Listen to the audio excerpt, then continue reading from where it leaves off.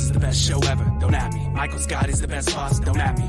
Parks and Rec is almost best, but it settles for second, that's a fact, don't at me. But I'd rather live in Pawnee, Indiana, than have to grow up in Scranton, Pennsylvania, cause at least the nightlife is poppin'. Nicole Lounge is bopping, and I'm Ron Swanson, don't at me. Laurel over Yandy, don't at me. Potter over Twilight, don't at me. Hermione over Bella and LeBron over Stephen, nothing over Jessica and Seven Heaven, don't at me. Dawson's Creek over One Tree Hill, Charmed over Gilmore Dill, don't at me. Sideshow Bob over Bob That Bills, 2% over 9 Fat Milk, don't at me. Pop sums are better than Wawa, don't at me. Killmonger over T'Challa, don't at me. Nutella's garbage, don't at me. Steve Harvey show over Martin, don't at me. Florida's not that bad to stay, don't at me. Citizen Kane ain't that great, don't at me. Traffic was fun, you just late, don't at me. Rollerblades better than skates, don't at me. I really like the new reason, don't at me. Takeover better than Ether, don't at me. Those who put money on free parking while playing Monopoly or some cheaters, don't at me. With the food that you get and the prices you pay and the size of the patties, the fries and the taste, compared to Shake Shack or Five Guys any day, In-N-Out's just okay, don't at me. If you put that circle around that A, I might bring my circle around you, ayy. Everybody got something to say. If you disagree with me, better leave, have my name down. You won't, ain't gone, heck yeah, you know mine, you ain't, you late, better leave, have my name. Cupcakes and cakes taste like different things, don't at me. Real talk. Tim Hortons over Krispy Kreme, don't at me. I won't lose a race and Need for Speed, Hot Pursuit, don't at me. There were smoothie places easily, Jamba Juice, don't at me. I bet when they were storyboarding American Horror Story, they got in the laboratory and made sure the boring oratory's only written for the 14-year-old. When it's sorta gory, use a fisheye lens and filters every form of corny, then perform it poorly. But they did a great job with OJ, don't at me. The Knicks are the best in the league. Don't at me. Porzingis is resting his knee. Don't at me. Jackie Chan over Jet Li. Don't at me. I don't watch Dragon Ball Z. Don't at me. Aniston over Jolie. Don't at me. Mofongo's better than beans. Don't at me. I don't think gluten's a thing. Don't at me. I've never seen Lord of the Rings. Don't at me. Michelle Obama is a G. Lemonade over iced tea. Havarti's the best type of cheese. I don't bless you when you sneeze, and I like The Godfather Part 3. Don't at me. Stranger Things Season 2. I'm happy Nancy and Steve are through, and if I'm speaking true, I think that Jonathan's the one that she needs to choose. Don't at me. Hamilton is great when they sing instead of rap, don't at me. Spanish is the best, but the grammar's pretty whack. No me arrobas. I'll take Beach Boys over Beatles. Neo and Morpheus need some more sequels. I love every theme park, but Christmas is hella lit every time I go to SeaWorld. If you need goggles to go on a ride, then you probably shouldn't go on it. Yo, simulators and 3D rides don't hold a candle to animatronics. I'd rather it be a small world after all than have movie screens making me vomit. Optimus Prime, get me off of this ride and give me some ET robotics. Oh no. If you put that circle around that A, I might bring my circle around you, ayy. Everybody got something to say. If you disagree with me, better leave, have my name down.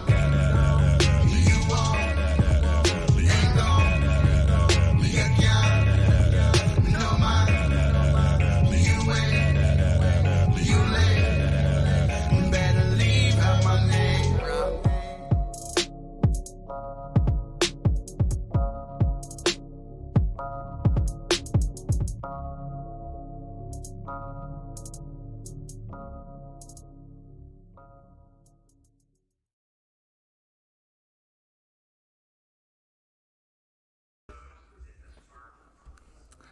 Hello, everyone, and hello.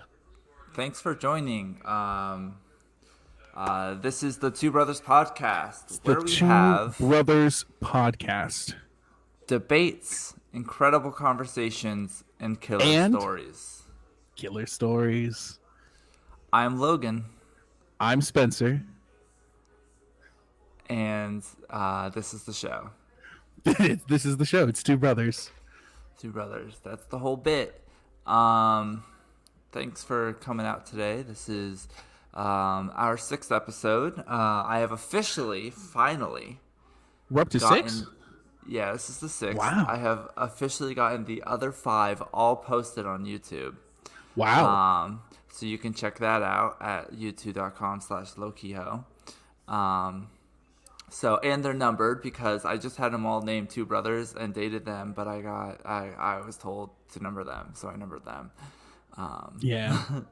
So they're numbered and they're there. So that's that.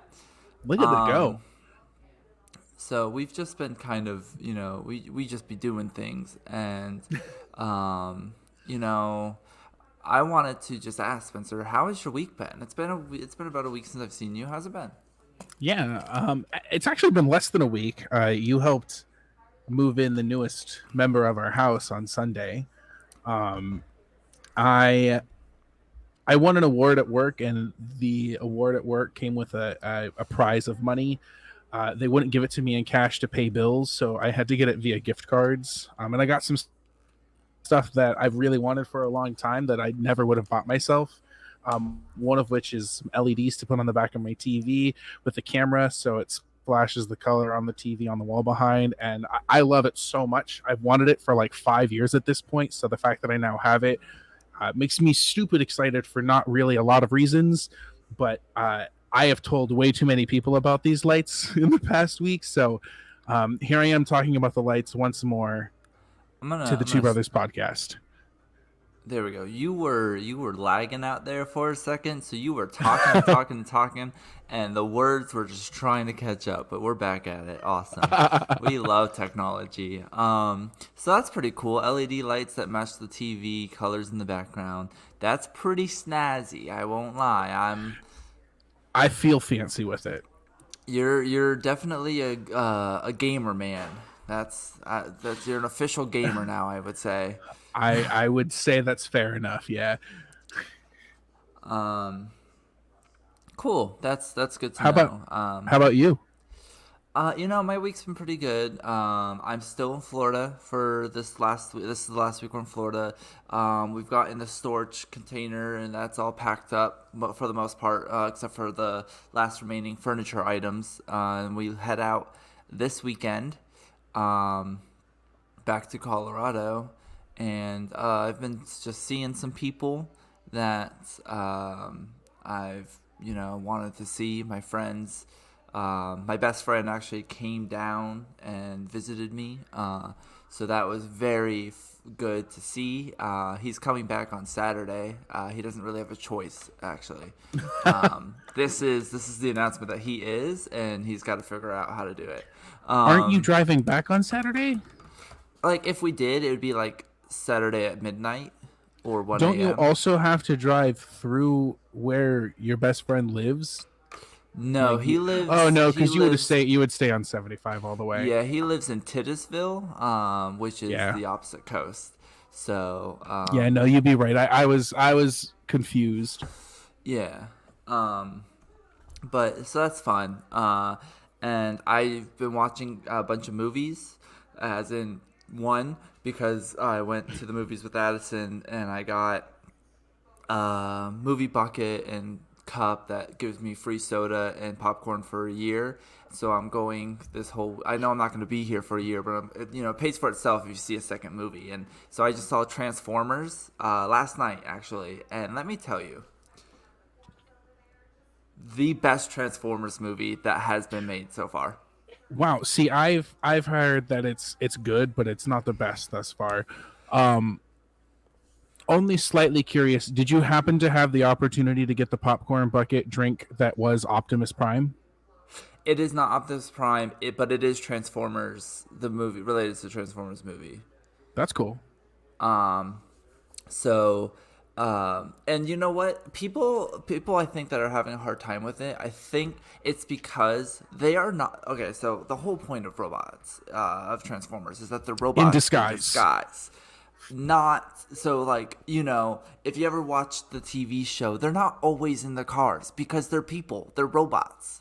They're people. They're living creatures. And so this movie doesn't have them in their car form 24/7 like all the other Michael Bay ones.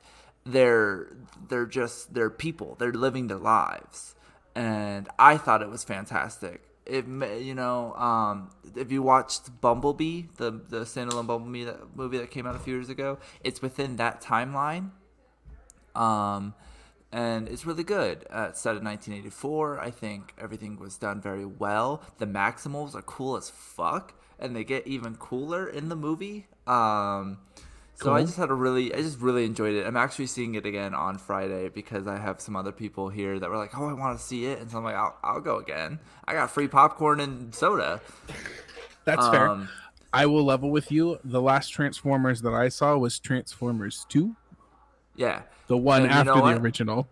You don't need to watch any of the other ones. Maybe watch Bumblebee and watch this one because this new timeline and storyline that they're doing is very good. Bumblebee was also very good.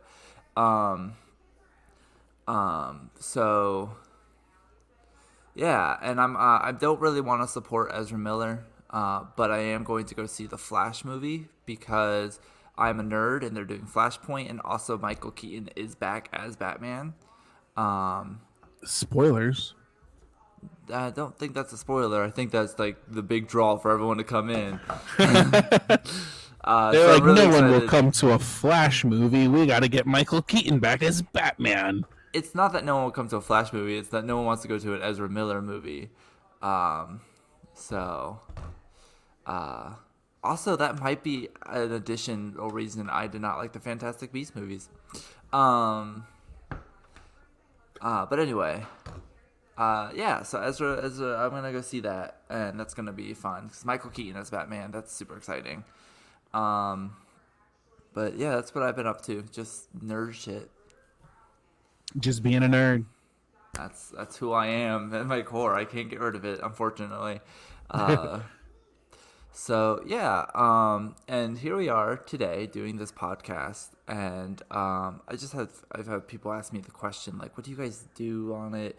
Like, how do you? I've had people ask me like, what is a podcast? And I do it. I'm like, I don't know. You just talk about something, you know, and it doesn't necessarily have to be anything. We just talk about something. So that raised the question in my mind, Spencer. Like, You had a question in your mind?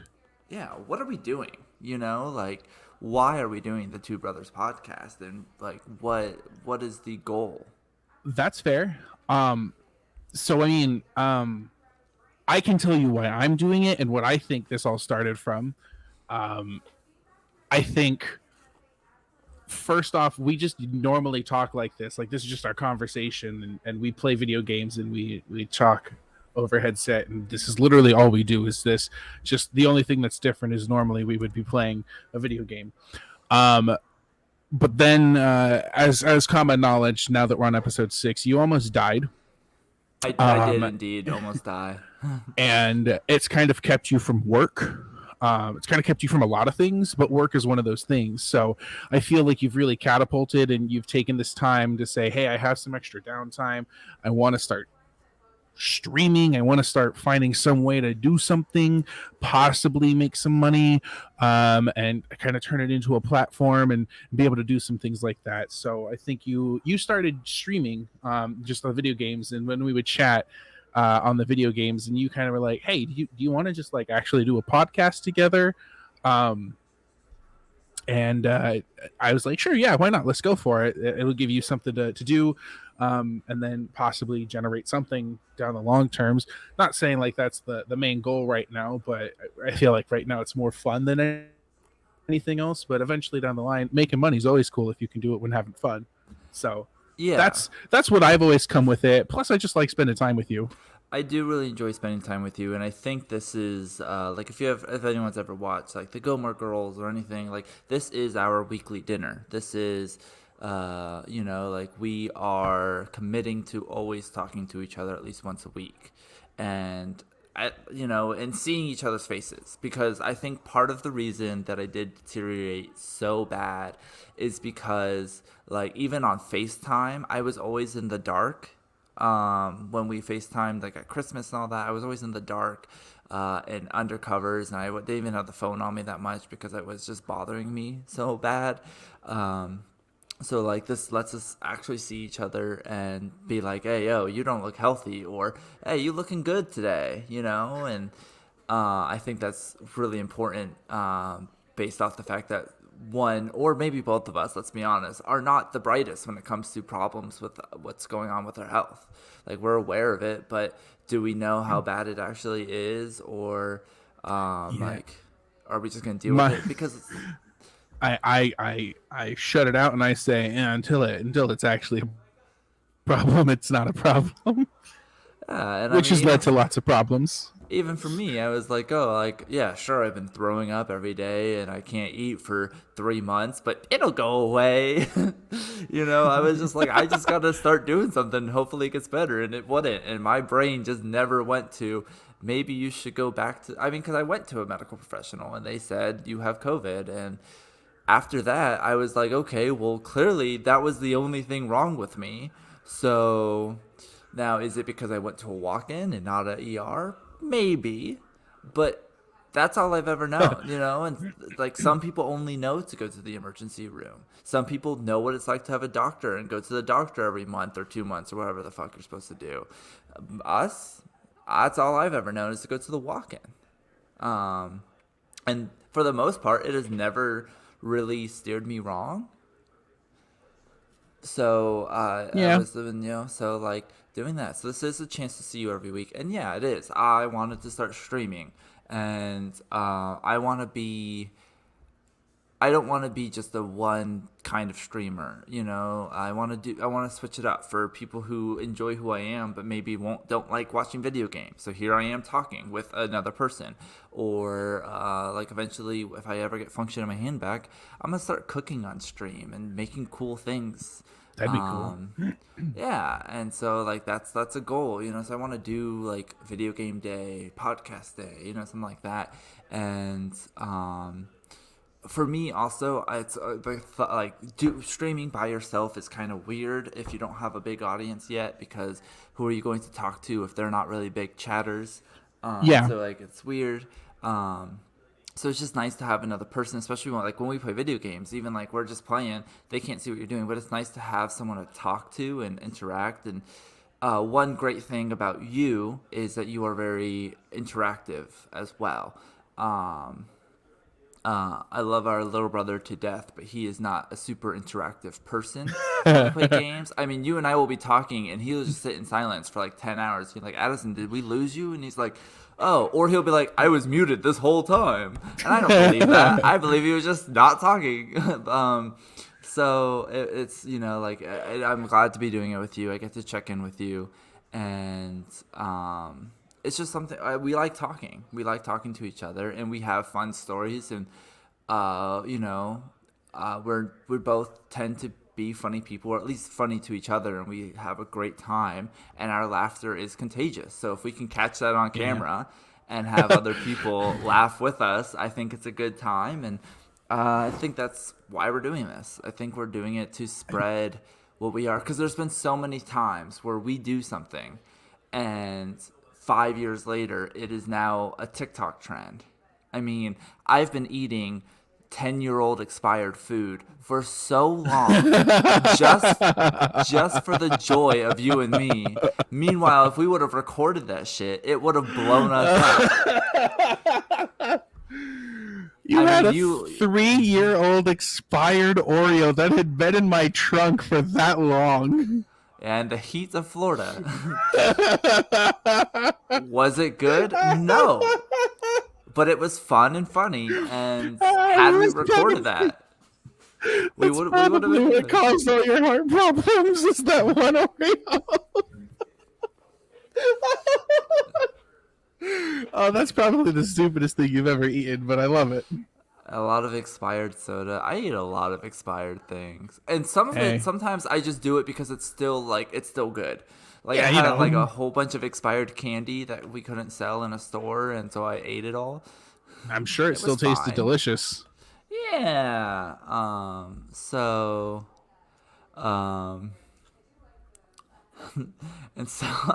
yeah, so it's catching our moments so that hopefully we can pop off like others. And it is, I do want to stream. It's been something that I've always thought about doing, but I was like, I don't have the time to put into something that doesn't make money. And now that I kind of can't do anything for a little while, I can put time into trying something new. And if it doesn't work out, it doesn't work out. I had fun doing it. But, I mean, the goal is to make money, and that is our goal. Right now, I have a streamer goal of 74 because I thought 74 was a good number. We're at 60 followers. We only need 50 to be affiliated, so that's great. We just now need our average viewer count to be up by 0.2, and we will officially be affiliated, which means we can start getting ad revenue and people can subscribe to us, which I don't expect anyone to subscribe to us if they don't have the means or they don't want to. But ad revenue in its own sense is kind of cool. Like, it's like, hey, Yeah. I'm good enough to have ads, and so that is the goal, to become affiliated and get those viewers. And I've been working and talking with people trying to get that happen, and I've met a great community who's helping out with that, and I love it, and it's fantastic, and I thank everyone who's been helping out with it. I mean, I jumped 25 followers in one day due to this amazing community, and I love it. That's pretty cool.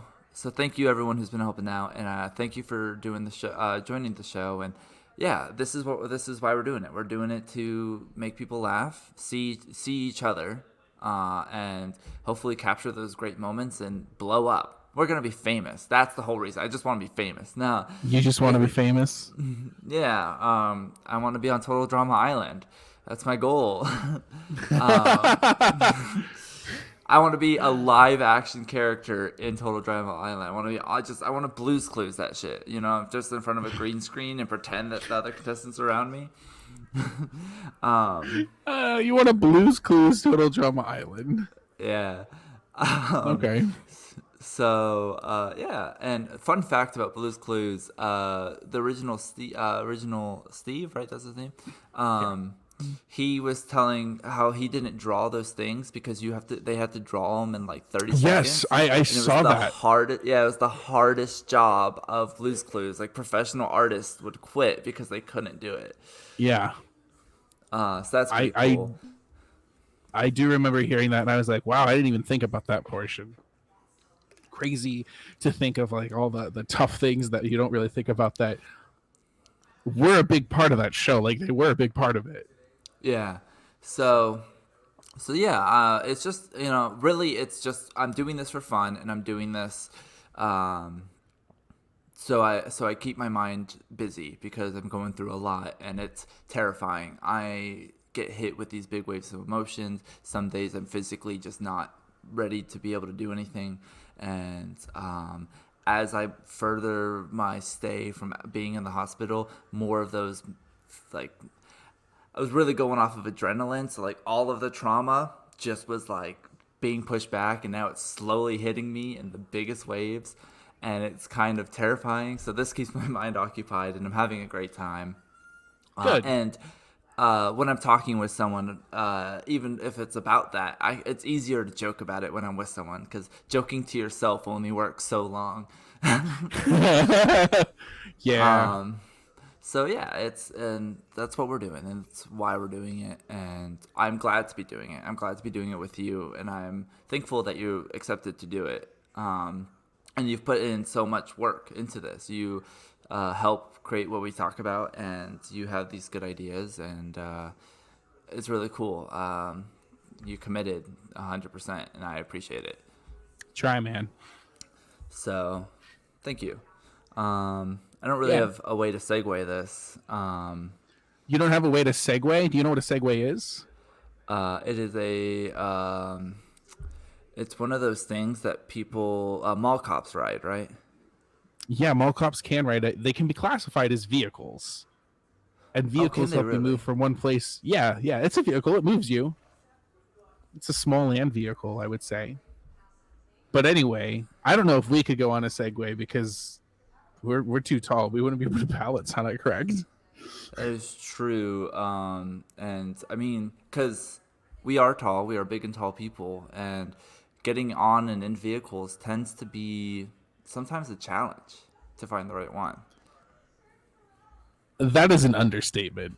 That is a complete understatement. True and true.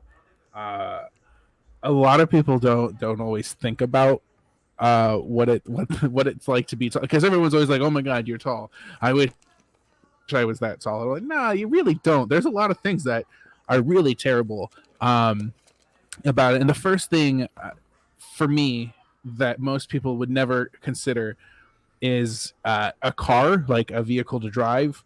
I first can't just go off and get whatever car that I want. I have to narrow it down to a car that I can actually physically get into.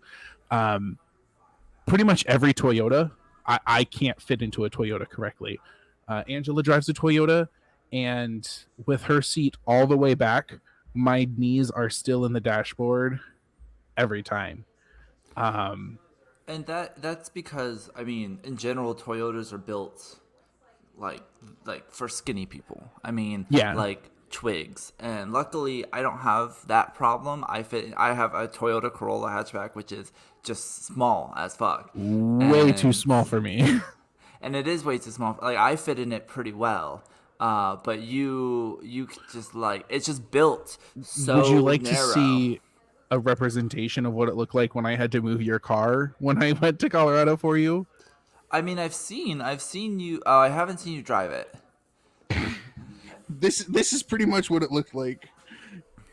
But I you could were- not sit up straight. I drove you around in Angela when you guys came to Colorado, and you had to literally, like, propel yourself out of the car. You I had to did. twist your body and lay across the driver's seat to get out of the car Yeah. because back it's built small. back doors are always the hardest because I physically can't get my leg out of the door because there's just not enough room for me to like swing my leg out. I always have to twist my entire body into the person that's next to me to get out. And so yeah, I mean, cars are just a nightmare for some of us. I also was a very small child, and so I was always crammed in the middle of like when there was 3 people in the back seat, or I would always sit behind Spencer if he was in the front seat because he would have his seat all the way back. And so I got used to being squished or having my knees really high, and it's actually pretty comfortable for me. So I think part of how I can fit into most vehicles is because I'm used to being squished. I would sit in the back of a Fiat. So I'm just used to it. And so I can get comfortable in any way. And as I've grown, it hasn't been too much of a problem. But there are some vehicles where I'm like, I don't know how I'm going to get in. I have to lay sideways. Sitting behind Spencer is a very challenge. My old car was small. Yeah, all my cars have been small. I mean, the Lancer was small. My Toyota's small. They're all tiny. But yeah, I managed to get in. Your new car is actually pretty good. But I have less of a problem than you getting into Japanese cars or because I can fit in that narrow space. Yeah. Kias are the worst. Kia is terrible. Hyundais are also pretty bad. Anything from any Asian country is pretty much a no-go for me. Which is upsetting because there's lots of cars from those companies that I really like. Yeah, our mom has a Kia Soul, and the driver's seat is up. I don't know if I can pump it down, but when I sit in it, that is when I'm like, oh, I might be too tall for this car because my head is hitting the ceiling and my knees are up high, and I'm like, I can drive it pretty comfortably. I have to because I'm about to drive all the way to Colorado with our mother, so like I gotta fit into it. But it is one of those that really reminds me that I'm a tall person. One thing that really helps us in cars, though, is cars that have bucket-style race seats, because they sit lower and they bring your body in, which my car has, and you used to have a car that had those. My one now kind of has it. It's definitely not as race buckety seat, but it's kind of there. But my Dart for sure had race-style seats. I missed that car. It was my sporty little mom car is what I called it. It was nice. It was a nice car. It got you through everything you needed to. It really did until it didn't. Until it didn't. Let's be honest. Cars, there's always a car that we can fit in. There's a car somewhere that we can always fit in. Because you have to. We live in America. There are people of all shapes and sizes, and there's always a car for someone to be able to fit in comfortably. But do you know, there's several things that aren't built in a way for anyone to be comfortable to sit in. Like what? Like a crowded bus. You ever ride a crowded bus? I haven't. I can't really think of too many times that I have, other than when I have visited New York. Think about, or like a subway train or like trolley, like at the airport. You have to get on the Yeah, thing. no, I'm thinking like that and stuff. Yeah, those are never fun. But I feel like those aren't fun for Yeah, everybody. The only yeah, they're advantage I'll not say fun that for I have everyone. there is that I don't have to breathe in stinky people's air. I get to be above everybody else. Oh, that's where all the stinky air goes for Breathing me, together. at least. But speaking of the airport, yes, airplanes, they they fucking suck. I, as as my stature, I can fit on an airplane, but my legs are destroyed. And the question is, Spencer, let me be honest. How the hell do you sit on an airplane at all? How do you get in between the seats? How do you do it? Cuz you fly on airplanes quite often. Yeah. Um so before I go into anything, I just need it to be understood that whenever we fly, I accept the fact that I'm going to be uncomfortable. There's no way for me not to be uncomfortable. And once I embrace that fact, it's a little bit easier to handle and manage because I know that it's gonna suck. Um, it's really fun to watch like the flight attendant crew as I walk in because I can't just walk into an airplane. I have to full on like duck and crouch in order to fit through the Yeah. door. Um, and it always gets them. Like they're always like, "Oh boy, this sucks already." I have to get an aisle seat. Um, I've experimented with window seats, but the plane goes like this and it curves inwards. So I get into the issue where I have to be like this and I am curved the entire flight because I cannot sit up straight. So I am always in an aisle seat, and that's kind of how the first portion starts off. There is no way for me to like actively sit in the seat correctly without actually having my knees in the seat in front. It is physically torturous whenever somebody uses like their lean back thing if they're in front of me, and really any movement that they do hurts because my knees are in their seat, so anytime they move or adjust I can feel that. um, but for the most part I try to have one leg in the aisle for whenever I can, and that's kind of where I get a little bit of release from it. um, if you're sitting in an aisle that is not an extra aisle or an extra legroom seat, you can also lift the aisle armrest. Um, Most people don't know how to do it, but there's a little, if you grab the armrest and you go all the way to the back, there's a little latch that you can pull, and then you can lift the aisle armrest up on most flights. Full disclosure, I mainly fly Southwest or JetBlue, but I know United and Delta can also do them. Um, I'm sure there's some that you probably can't, but for most, that's how I kind of built. So that allows me to let my leg out a little bit easier. Um, I can't lower the tray table. Um, the tray table simply rests on top of my thighs, so I can. There's no use of tray table for me at all. That's why I don't really like eating on flights, is because I don't have anywhere to put anything. And then when they give you the drinks, I just immediately down my drink because I don't have anywhere to like hold it and put it down. Um, so that would be the first portion. Um, Whenever I get off of a plate, whenever I get off of a plane, it actually physically hurts to walk because of how the knee is like stuck for most of the flight. Um, and very often my legs will or my knee will start to just give out when we're walking through the airport to get out of the airport. It's probably really, really funny to watch me walk, and then you just see me walking, and then all of a sudden I'm going down like this. I'm sure it's really funny to watch, but it's not fun for me in the moment.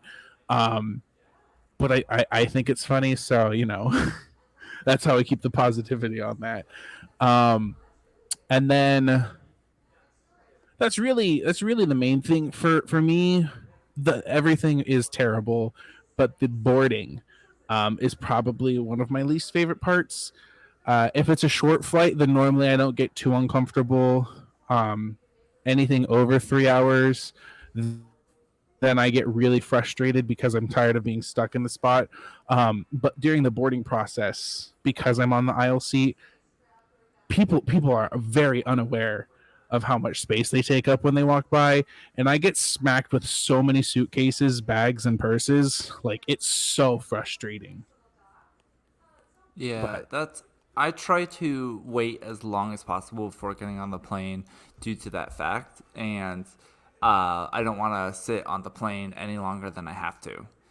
I am on that same boat, but everybody that I fly with is like, we got to get on the plane the moment that the doors open. Which, if you're flying one of those planes that don't have assigned seats, makes sense. Get your Yeah, seat. Southwest, But no, if- for sure. I want to be first. If you choose your seat, if you have that, if your ticket says this is your seat, bitch, I'm in group 7. I ain't getting on to group 9. Like, it's because you're on the plane for at least 30 minutes before you take off. Once everyone's loaded, half the time. I mean, it's just absolutely insane. And I just don't want to deal with that. And I'm one of those people. I get on the plane, I immediately buckle. Fun fact: I have my seatbelt as loose as possible, always. I have it as loose as possible, and then I just chuck The it on the FAA side. is going to be following you from this point forward. You're going to get on the next plane, and they're going to FAA tighten that seatbelt. Well, I always have my backpack on me, and there's been this whole new thing where you can't do that anymore. Yeah, dude, that's not a new thing. That's always been a thing.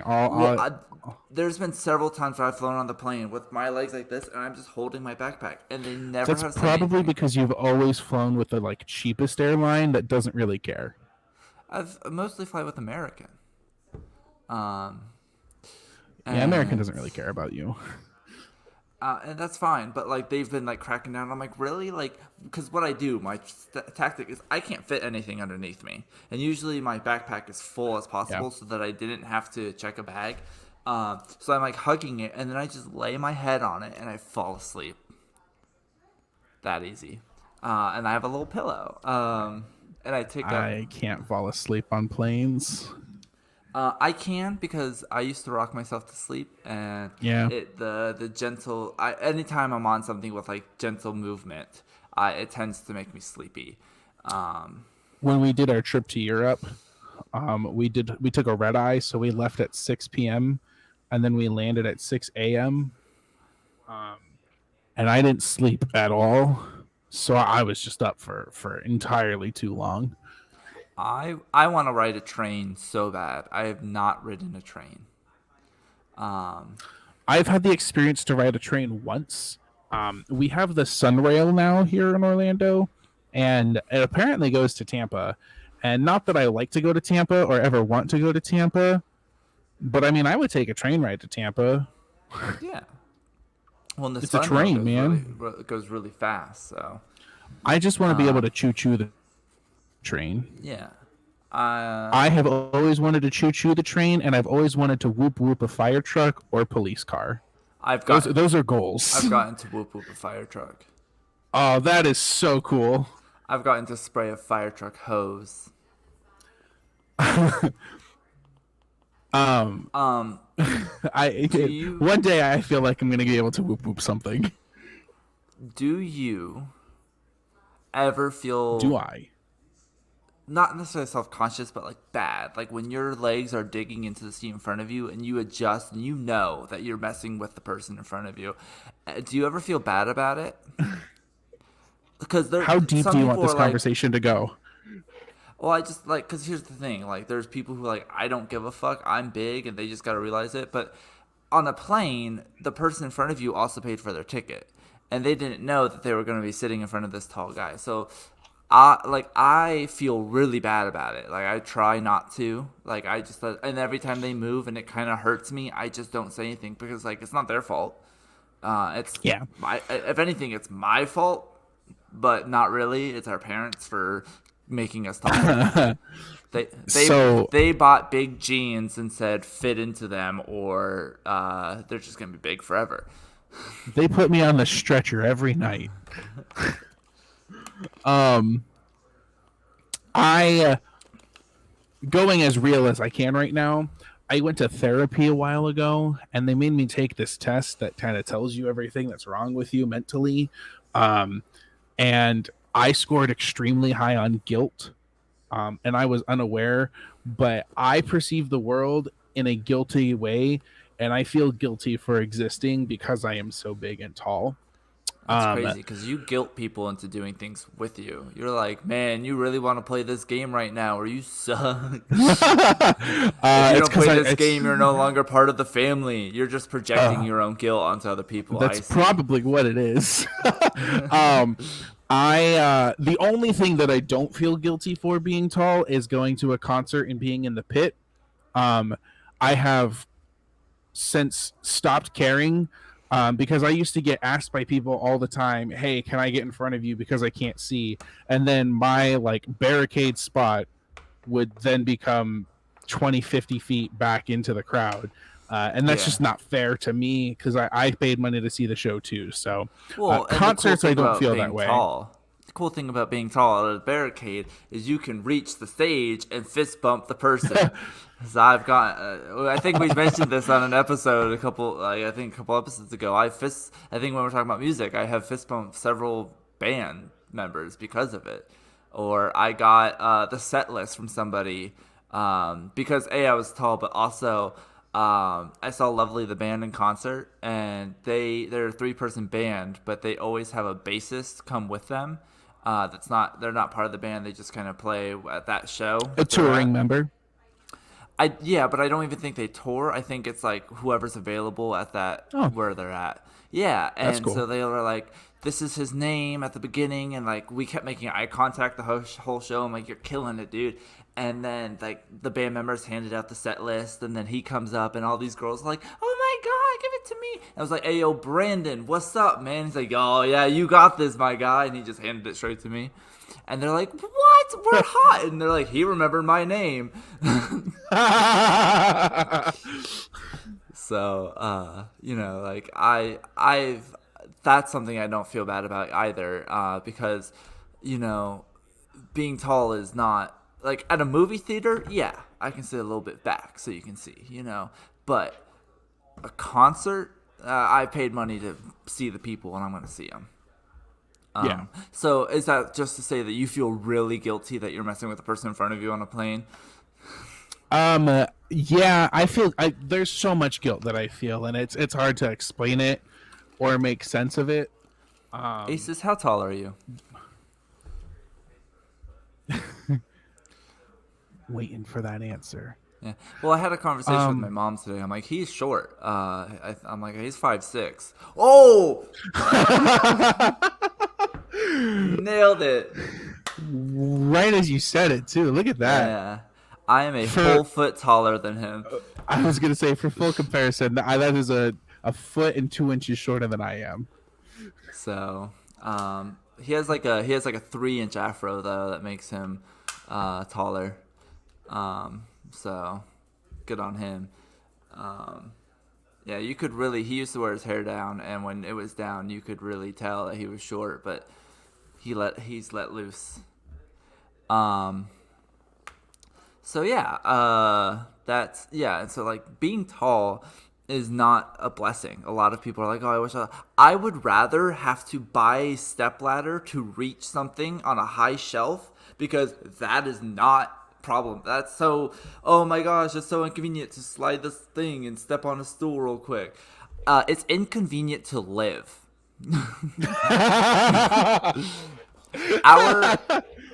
At the property that our mom lives at, that we are currently selling so we can move to Colorado so I can get a heart, our mother built the ceilings 12 feet in the air and got 8-foot doors.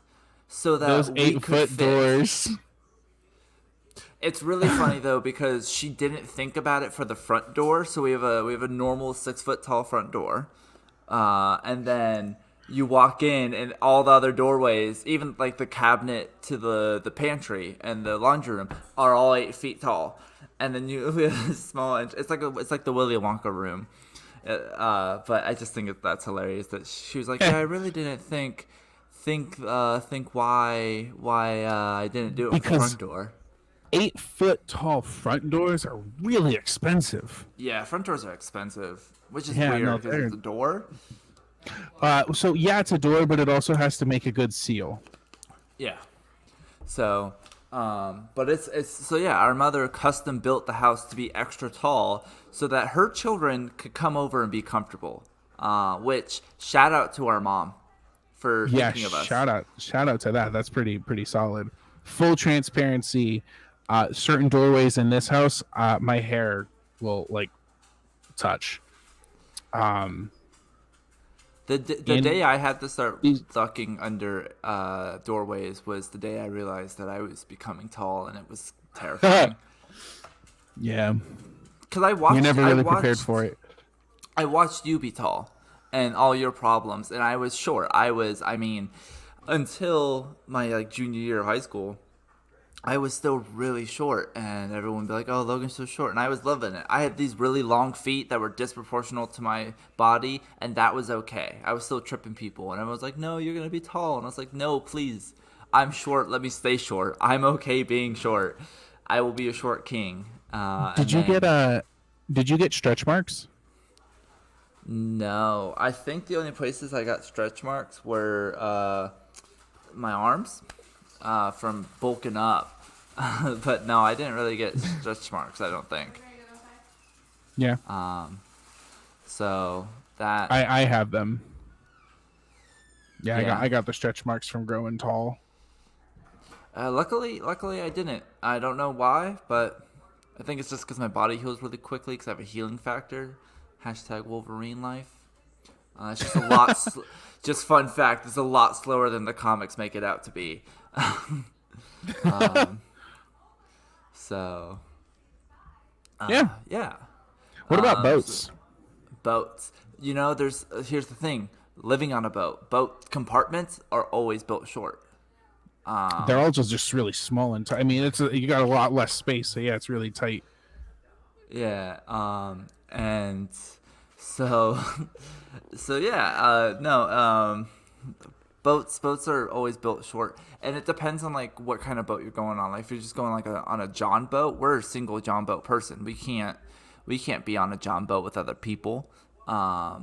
Regular speed boats, you know, a boat you would go cruising on, we're really tall for it. Like we take up a lot of room, but I think they're doable. They just wouldn't be as fun.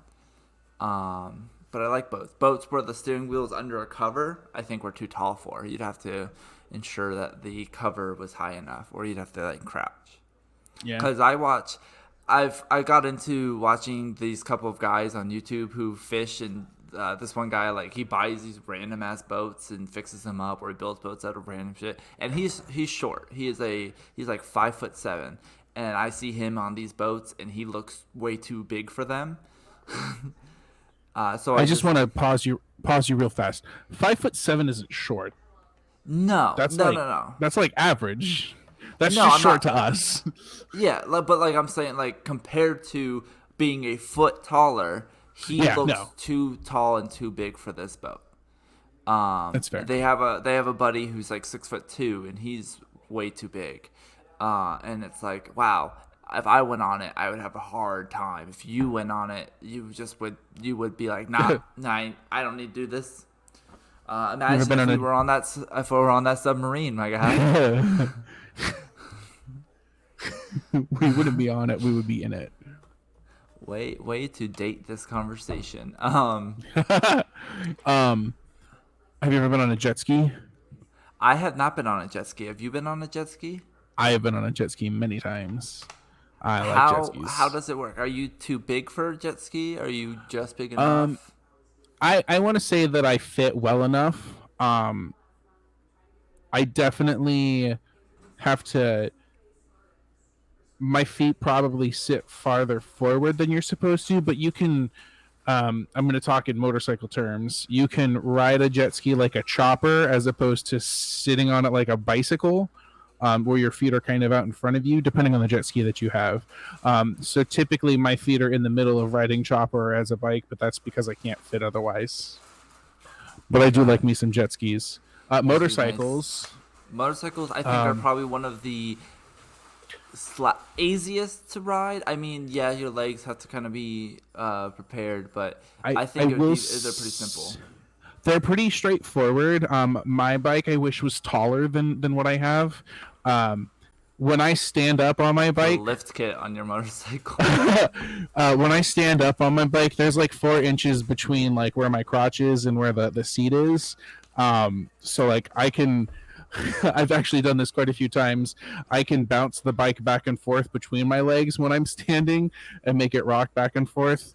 There are certain bikes that are too small. For me, I can't ride anything that's less than 250 cc's, and 250 is probably too small too. Mine's currently 800 cc's, so not too big, but hefty enough. So man's talking in Mario Kart terms.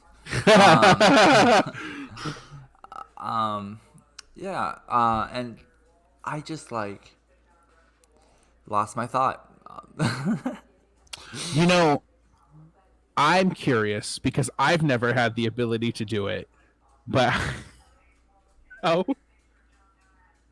was your ride in the helicopter? Oh man, let me tell you, I don't fucking know at all. I must have fit pretty okay for the fact that I made it. I've always wanted to ride in a helicopter, and you got to and didn't even know you were in it. Yeah, what a bummer. Waking up, being told I was in a helicopter and going, damn, that sucks.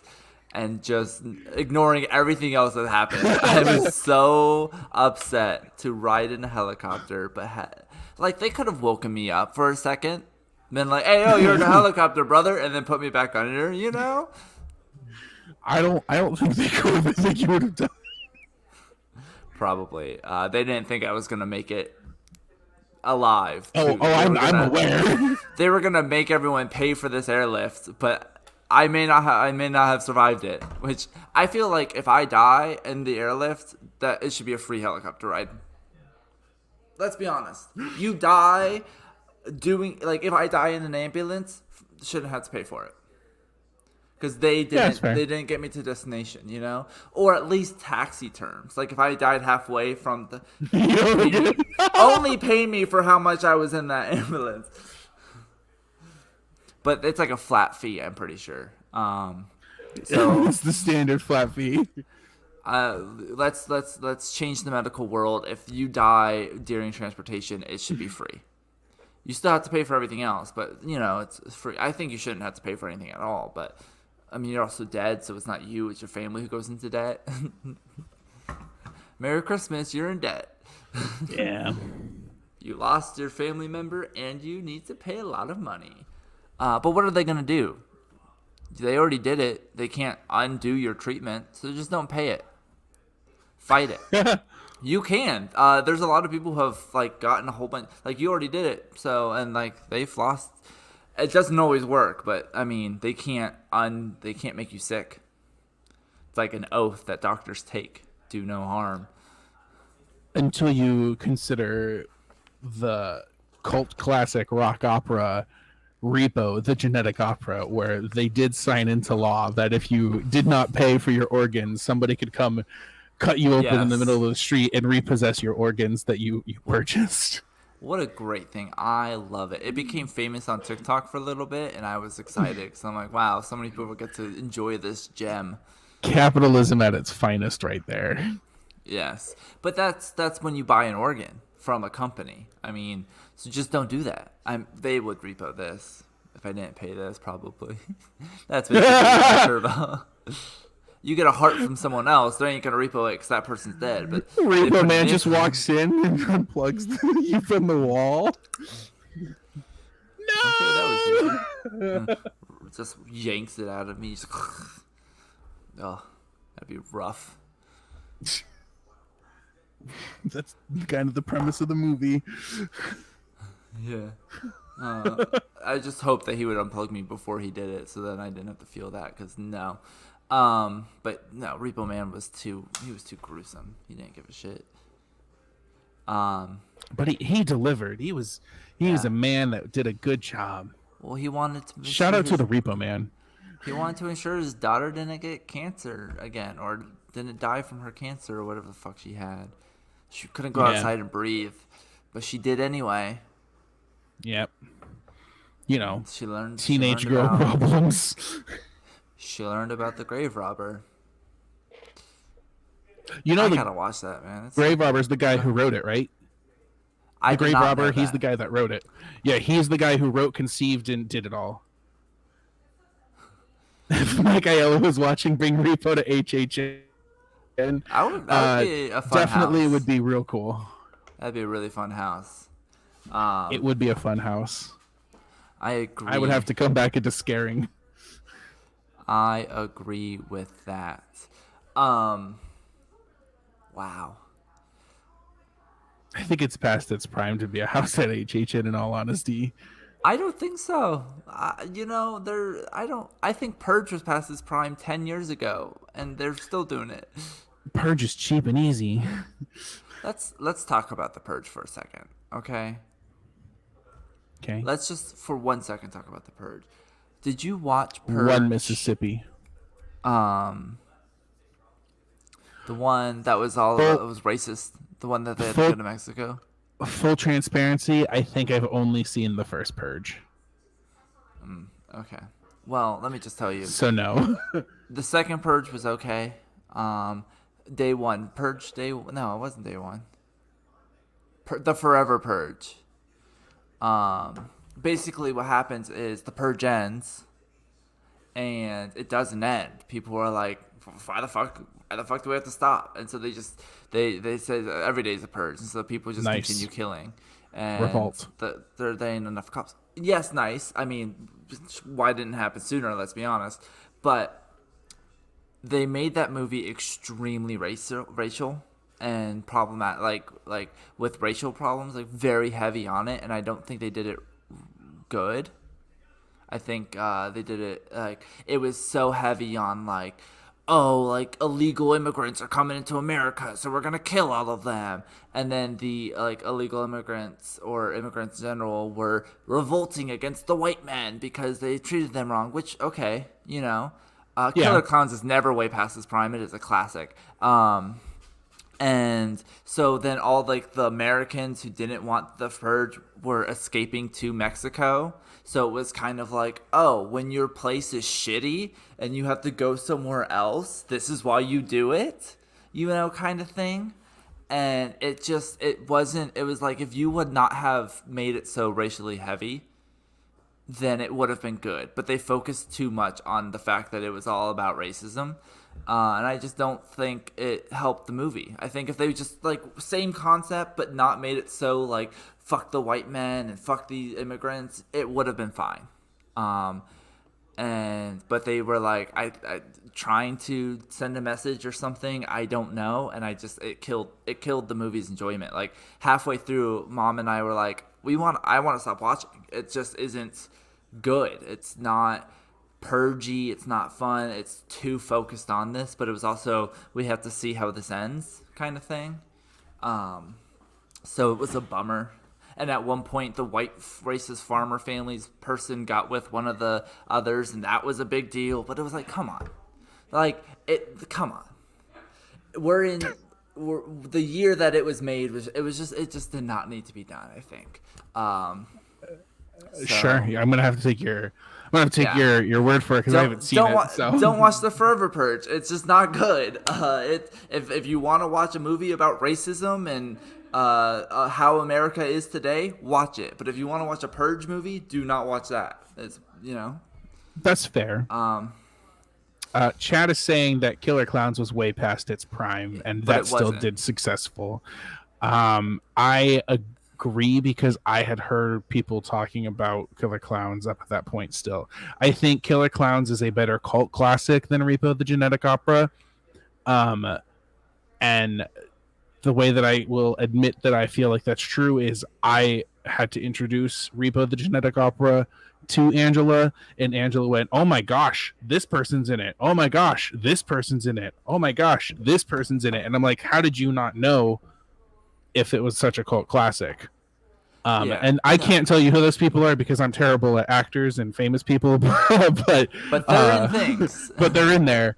I think the person from Spy Kids is in there. The original Phantom of the Opera girl is in it, and then I think it's Paris Hilton is the one person. So.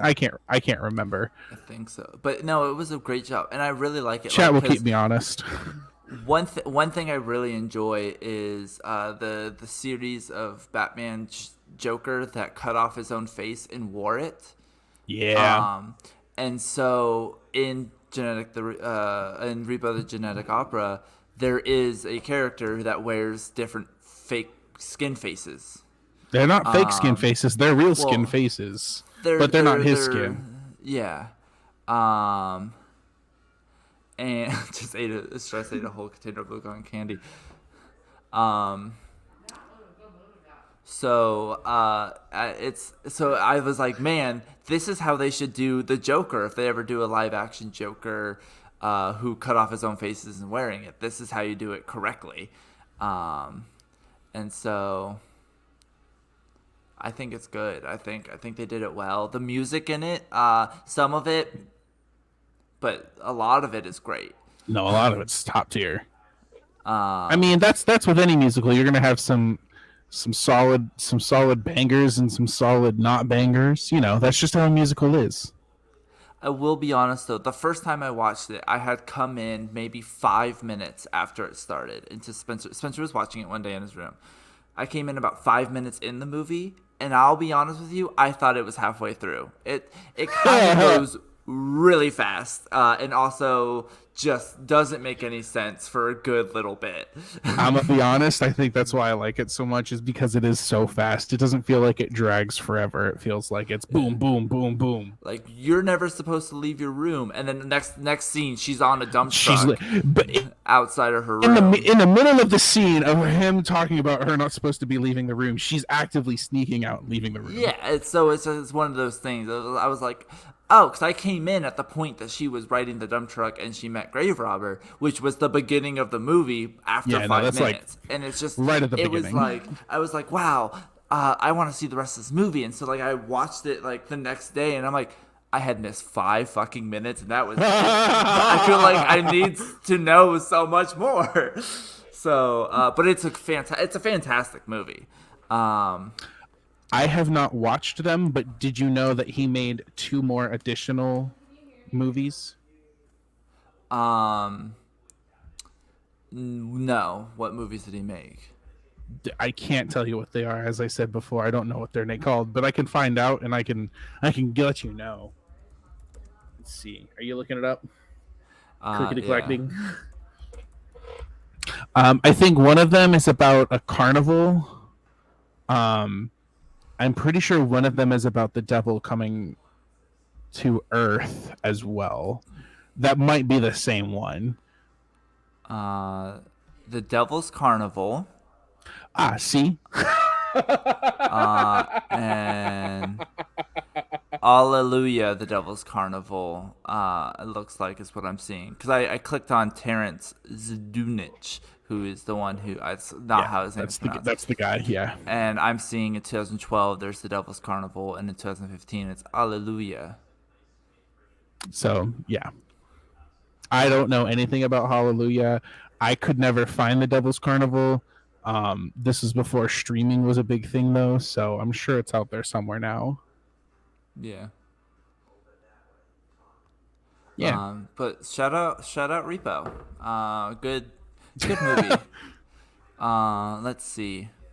You can watch it on Pluto TV for free, Tubi for free, Vudu for free, and Redbox for free. Also, it's on Amazon Prime Video for free, YouTube $3.99, Apple TV $3.99, and Google Play Movie. Which one? Repo. Repo?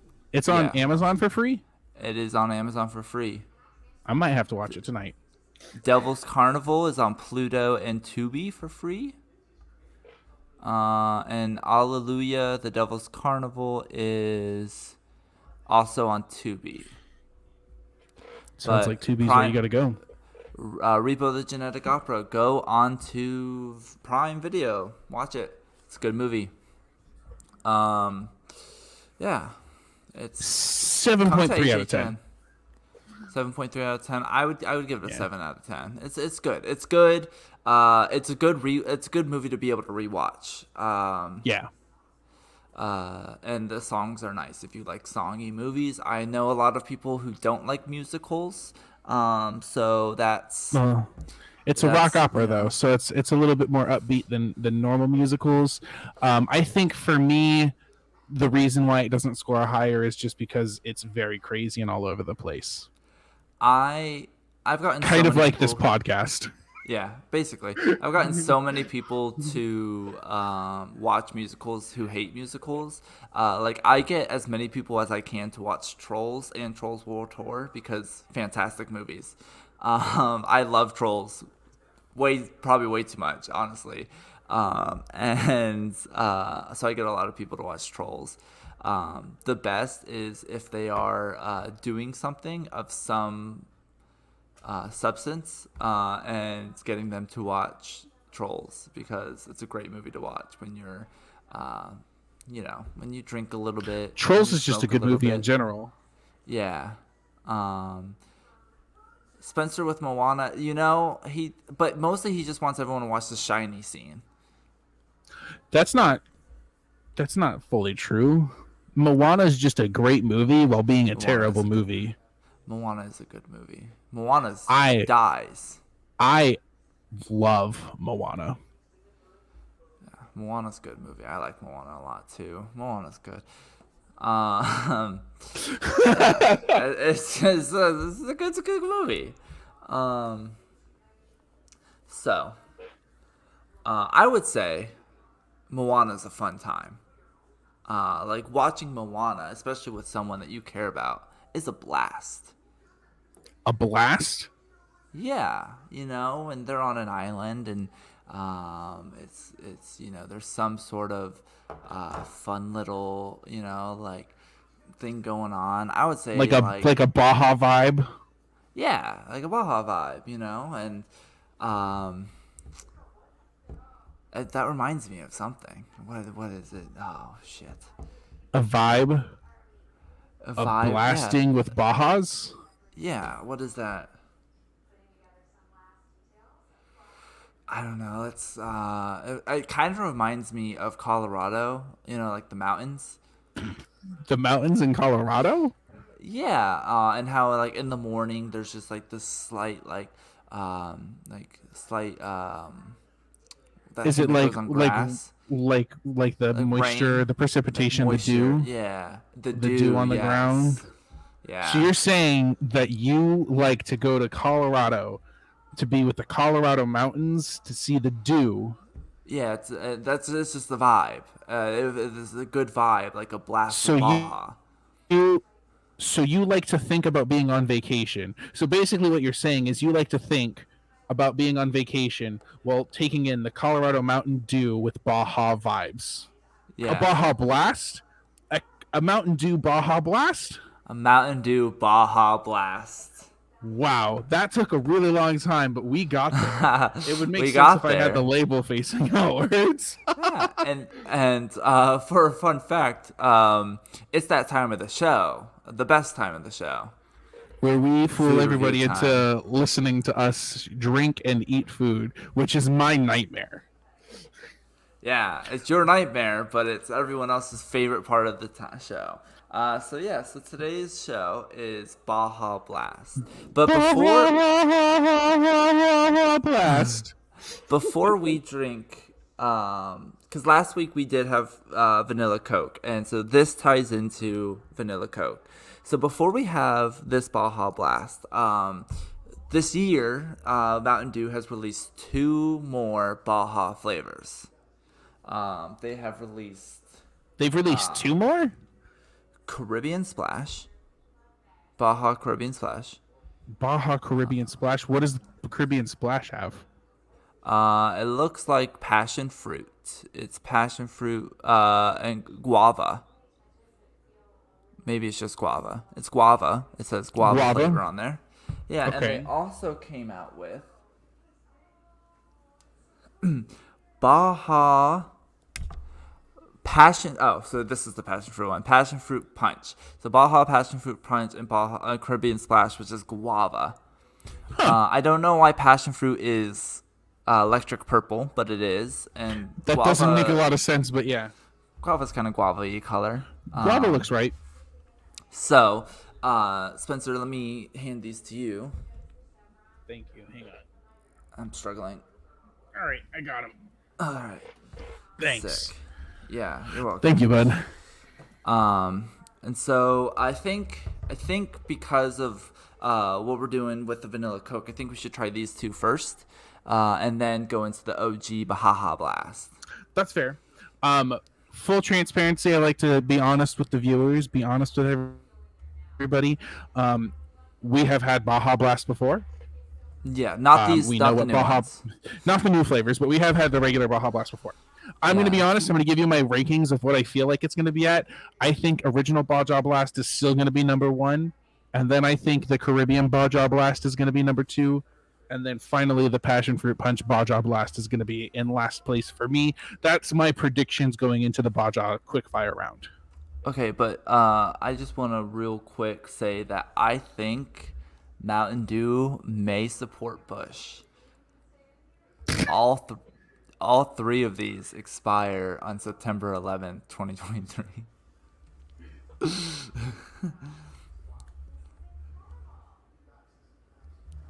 I'm looking for my expiration dates now. It's on the top curvy part.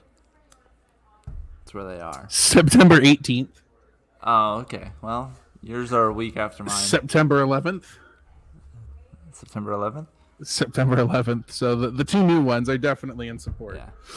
All right. So if you think Passion Fruit Punch is going to be 3, I think that's where we should start. I'm fair enough to start there.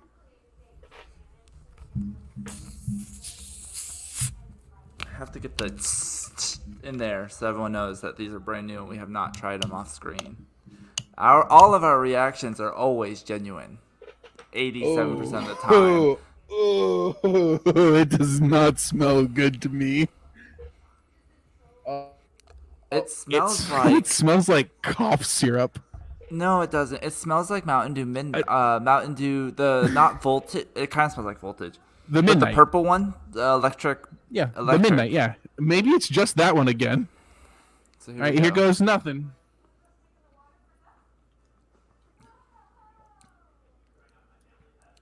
Oh my god, it tastes like I've had this in my childhood.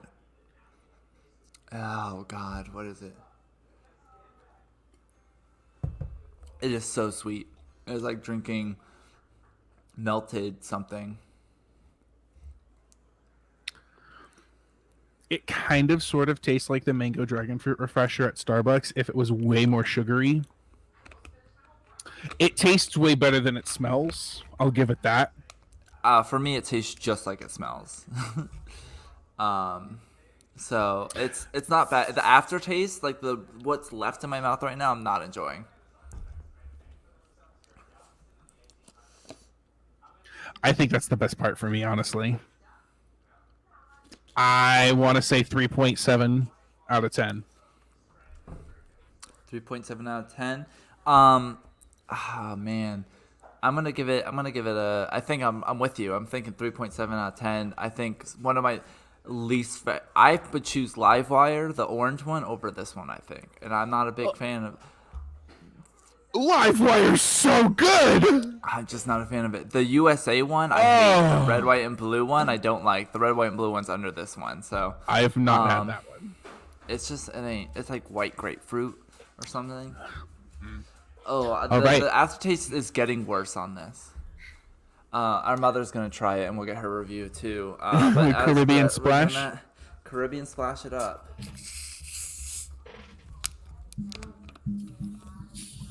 What does it smell like?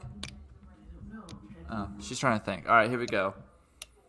Caribbean Splash smells like It smells a Code lot Red, lighter. like Code Red, but like a different fruit.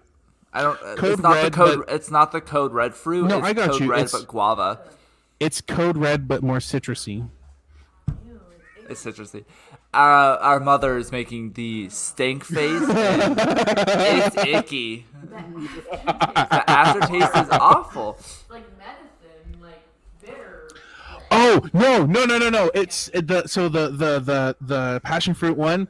It kind of smells like that bubblegum, that bubblegum chalky medicine that we would used to have that always made me throw up.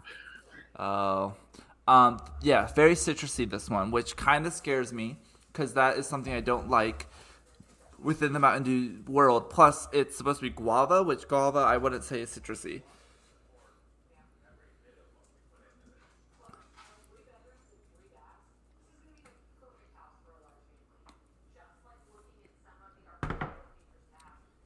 Okay, so full disclosure, Code Red is my second favorite Mountain Dew. And this is basically like Code Red, but less like aggressive, and I love it. Okay, so I don't like Code Red at all, and I think that's why this one is so far down for me. The aftertaste, though, Mom doesn't on this one, the aftertaste on this one is straight guava. I can taste nothing but guava on my tongue right now. Now that I'm not drinking, and that's I like cool. a good guava. I like a good guava. Guava jelly. I'm with this one. Mountain Dew Caribbean Splash gets a 7.5 out of 10 for me. For me, it's a 5.6. 5.6. Higher than Code Red, but still, it's got a lot of Code Red feel to it, and that's why it's bringing Yeah, it down. I love Code Red. The guava part kind of gets a little bit rough after a little bit. Like right now, I'm like not enjoying it. That's why it's a 7.5, not a full 8. I gotta say that's my favorite part. Like I enjoy the guava on my tongue right now. Yeah, it's getting a little stale as I breathe. So It's getting stale. Mountain Dew, we do appreciate you coming out with more Baja flavors, which is kind of fun that they've made it Baja. So like, there's Mountain Dew Code Red, Mountain Dew this, and now there's Mountain Dew Baja Blast, Mountain Dew Baja Caribbean Splash, which great marketing. I mean, Hey, it could good have for just been them. fucking Caribbean Splash, but they're like, no, this is the Baja flavor, brah. So now the Blast. I think that. Did you buy a 6-pack? 'Cause I bought a 6-pack. I did not buy a 6-pack. Addison bought a 6-pack, and he gave me half of his 6-pack. That was very nice of him. All right. The Blast from Taco Bell. It is always on the label too. It is a Taco Bell original, owned by the PepsiCo company. Let's go. We're gonna It smells like Baja Blast. Yeah, it does. We're gonna Jimmy Neutron this, and we're gonna have a blast. Just like, can you get any fucking better than that? Gosh. That's a, you know what? 10 out of 10 for Mountain Dew flavors. Probably like a 9 out of 10 in Soda World, but 10 out of 10. Mountain Dew Baja This Blast. is 9.3 out of 10. All right, you're I'm not you're gonna an asshole. lie. That's what you are. Mine is lukewarm right now, rather than cold, and that definitely has an impact on the flavor. Yeah, it does. Which brings us to the next part of this segment. Last week we tried Vanilla Coke, my favorite soda. This week Yes. we tried Baja Blast, like your favorite soda. Would you say? It's definitely not my favorite soda, but it's one of the top. We're Top- leaving top- Dr. Pepper's the goat. So Dr. Pepper's not my favorite soda either. Oh no. Dr. Pepper's number 2. Well, are you thinking Sprecher's blueberry soda? Are we thinking No. like thinking of those custom sodas? Okay, because that's a whole No, different but story. yes. So the melon frosty Fanta flavor that is only available in Thailand is my number 1. I really like cranberry Sprite. Want to have a cranberry Sprite? I love it. Anyway, Right. this is coming through. Baja Blast is for sure in top 5. Yeah. Though. But the unreadily available sodas. You can always get a Baja Blast if you're near Taco Bell. You can always get a Vanilla Coke if you're near a Yes. gas station. And we Yes. both love them both. They're If both we're dear doing- to our hearts. If we're doing readily available sodas that you don't need a freestyle machine for, top 3. Yeah. So Honestly, I think it's number 2 if it's that. the question is, which is better, Vanilla Coke or Baja Blast? I honestly have been thinking about this. We've had this topic idea for a little while. That's why we tried Vanilla Coke last week. I'll be honest with you. I didn't have an answer until right now. Yeah. I have an answer, and then I have my secondary answer to follow up. For me, the winner is Baja Blast over Vanilla Coke. My follow-up answer to that is I would rather have Vanilla Coke if I'm eating pizza or if I'm eating a burger than I would Baja Blast. And I think the vessel or the vehicle of the meal that you are eating does have an impact on your full flavor palette. Mexican Taco Bell, which is for sure not real Mexican but has that Mexican flair, if I were to drink a Vanilla Coke with that, I would feel like I was committing a hate crime. Like, honestly, I could drink Vanilla Coke with Taco Bell. My answer is Vanilla Coke, and this is why. For those of you who know me and those of you who don't, I don't have ice in my drinks because I don't like them watered down.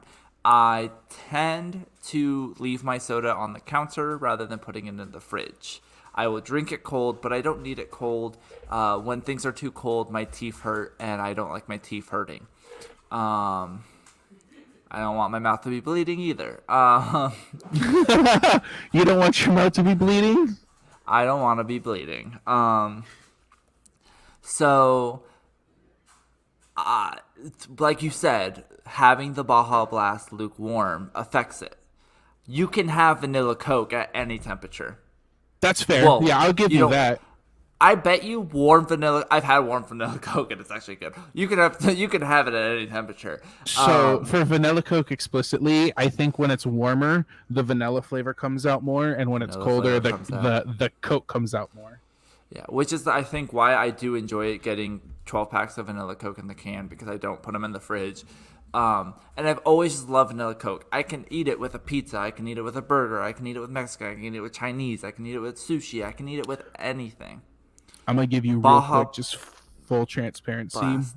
There's a crack of lightning right outside the house, and the house just rumbled. So if I cut out, it's because we've lost power. That's fine. I think you're getting the storm that we had like an hour ago. But yeah, no. And Baja Blast for me is, I don't think I could drink this every day. I think it's really sweet, and it's so caffeinated. I drank one Keeps you bottle up. of this at like noon yesterday, and I didn't go to sleep till 4 a.m. My body's Wow. extra susceptible to caffeine now. It used to not. I used to drink so many Red Bulls. Part of also why my heart probably gave out sooner than it was Probably, supposed yeah. to. It was going to regardless, but I did certain things sped it up.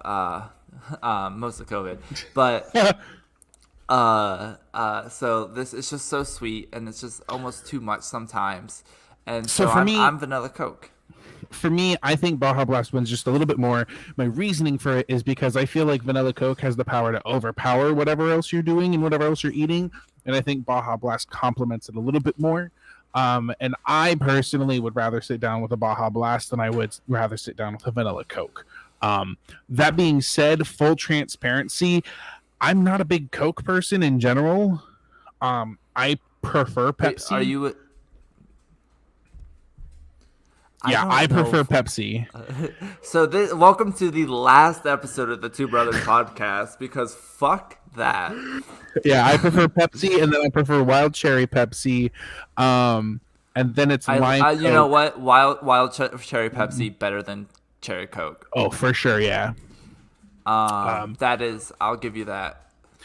So for me, the decline of Coke actually happened when I decided to not do soda for a whole year. The first time, Yes, I do remember this. when I drank Coke again, the carbonation, it's a lot more bitey in Coke than it is in Pepsi, and it physically spicy. hurt. It hurt to drink Coke, Yes, and Coke I think is that's more what kind of spicy, done. But Pepsi is also It's has so more sugar spicy. in it. That's Pepsi- what I'm drinking soda for. Pepsi actually has 69 grams of sugar, which is 14 more Nice. than Coke, something like that. I remember Yeah, this but because it's nice. it is nice. I was working in an elementary school, and there was some kids did it for the classroom and was hanging outside. And I Yeah. was like, oh, Spencer, and I took a picture. I was like, this is why you like Pepsi more than Coke, because it was 69 grams of sugar, but also it was more than Coke, and so that might be why you like it. It is sweeter, and that's also why I don't like Pepsi, because it feels too syrupy and too sugary. I tend, if I want something sweet, I do get a very sweet thing. But when it comes to that, I tend to like less sweet things. And it's just always kind of been the thing. Like as kids, when we would explore Georgia, we'd go to coffee shops. I don't know if you remember this, but I would get things, and like our dad would try. Yeah, you don't remember much. Our dad would like try my coffee, and he'd be like, "Is this good for you?" I'm like, "Yeah, I like it." And he's like, "Okay, it's just bitter as hell." And I'm like, "I'm sorry, like it's my coffee." So like that's just how I've been. I don't like things that are way too like frosting on. I like pie better than I like cake because frosting gets Yeah, too because you don't sweet like the frosting.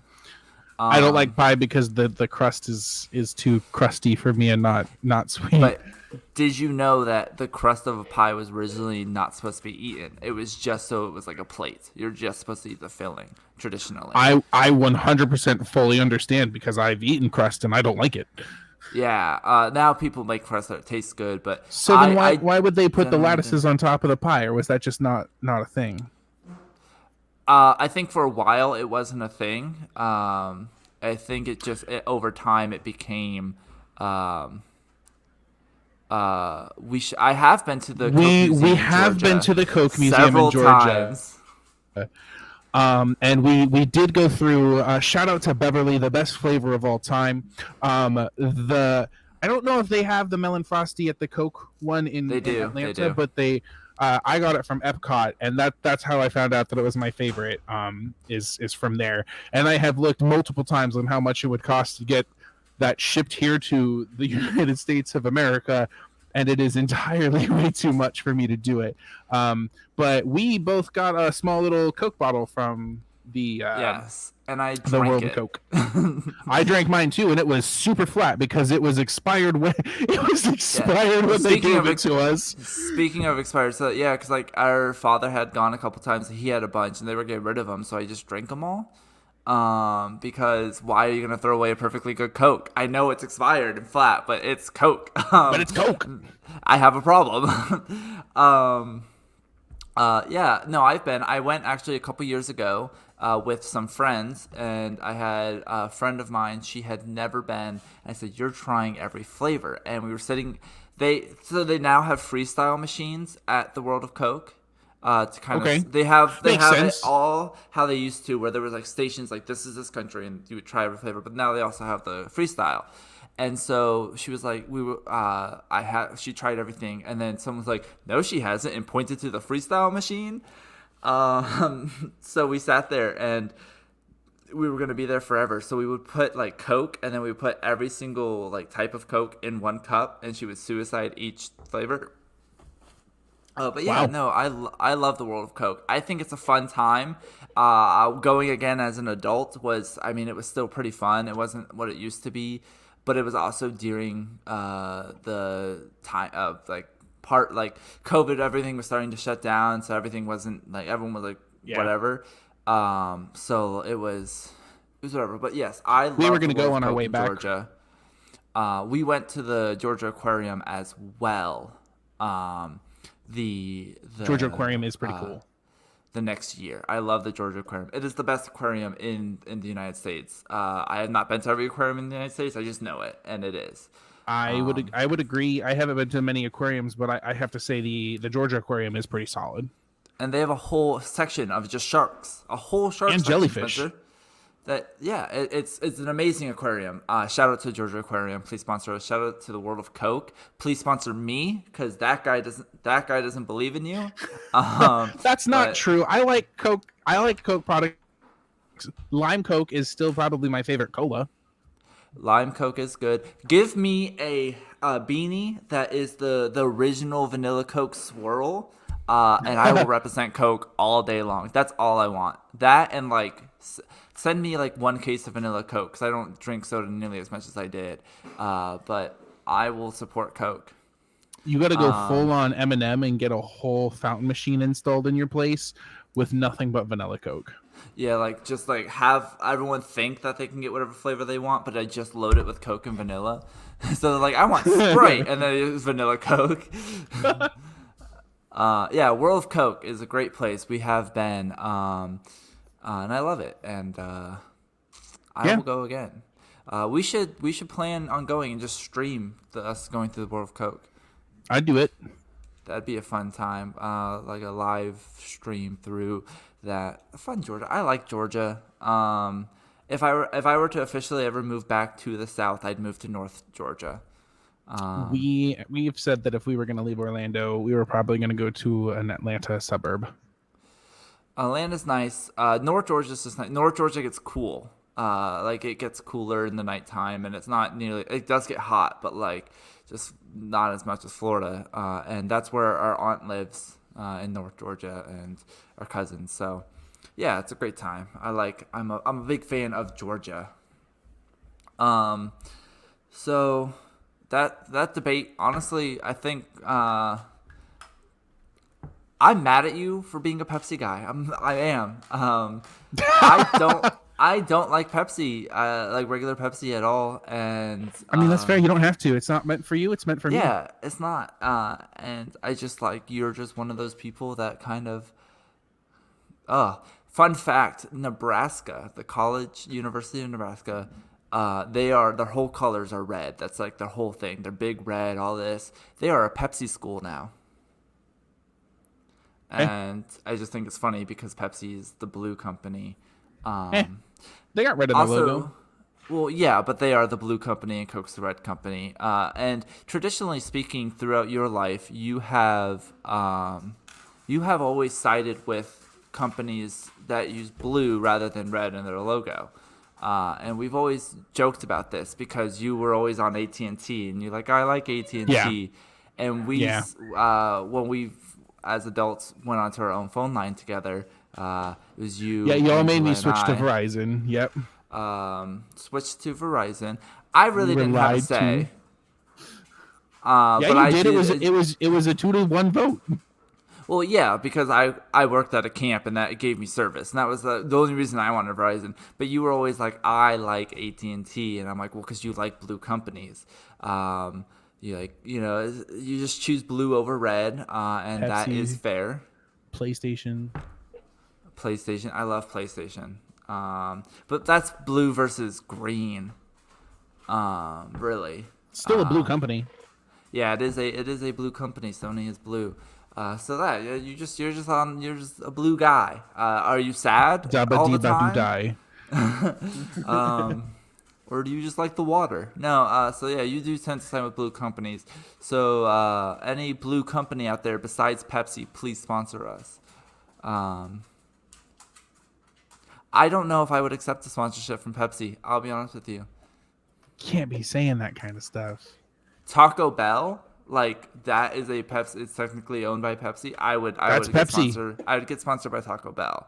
But like if Pepsi himself, if Pepsi Man, like imagine the Pepsi logo, but like with Mr. Pringle's face on it. Okay. That's Mr. Pepsi. If he came to me and said, I want to sponsor you. You have to drink Pepsi. I'd say nah. I'm only going to take sponsors from people that I believe in and actually use. I say that now, and then I won't. I'll take anything. Yes, it's been happening the whole show. But it's okay. You're doing great. Spencer is I'm trying hard. I can't. You keep cutting in and out. I'm just like shaking my head, trying my hardest. Got here. it. Oh, yeah. I see. You're like, well, you've been lagging in the video a little bit the whole show, so. It's because I'm in the new setup. So we've gotten there. And Spencer, And Logan, I think the thing is, it tends to be people who accept sponsors from just anyone who are trying to make money, is something that quite often happens within the world. When a lot of things happen that everyone hops on, like a trend of some sort. there have been lots of trends that have come out in the world. You are correct. Yeah, a lot of really it is a trend. a lot of decent trends, a lot of bad trends too. Yeah, there are some really rough trends out there, and I have posed the question that you actually asked me. It was your question, but I'm gonna ask you your own question. Oh, sure, yeah. What is the worst trend that you've been part of?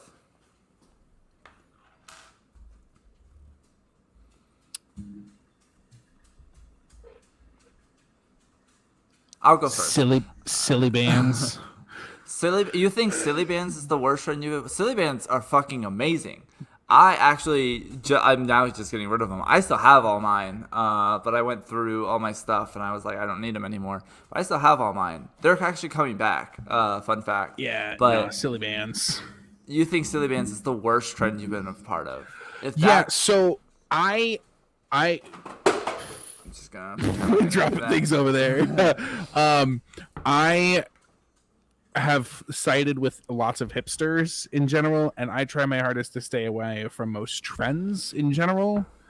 So I haven't really done a lot of stupid trends. Like I've never planked. I never did the Harlem Shake. I never did input. What else? So speaking of, I never heard the Harlem Shake song until like 4 years after the Harlem Shake thing happened. So, shout out to Joji for starting the Harlem Shake. He's a great guy. Pink Eye content. Him as a just a real musician now. He makes great music. But the Harlem Shake trend was, I think, it was funny, but but the problem was the way he did it. It was like it wasn't like like everyone was, and then people were just batshit crazy, and then like people who are trying to do it in a very PG way, and I think that made it not so fun anymore. And schools started doing it, and my middle school did it. They had that whole eighth grade class. Middle school did it. The eighth grade class, but like all the staff. So like watch your principal be in front of you doing the Harlem Shake. I'm pretty sure it was like we were all standing there like it was an election, and like our principal was the one starting it. Where like it was one person dances and he was like dancing in front of us. That's the one person that comes out and does the stupid dance move. And then we all went crazy. And I don't remember. I think I tried to hide from the camera, or I was right in front of the camera. I was one of the two.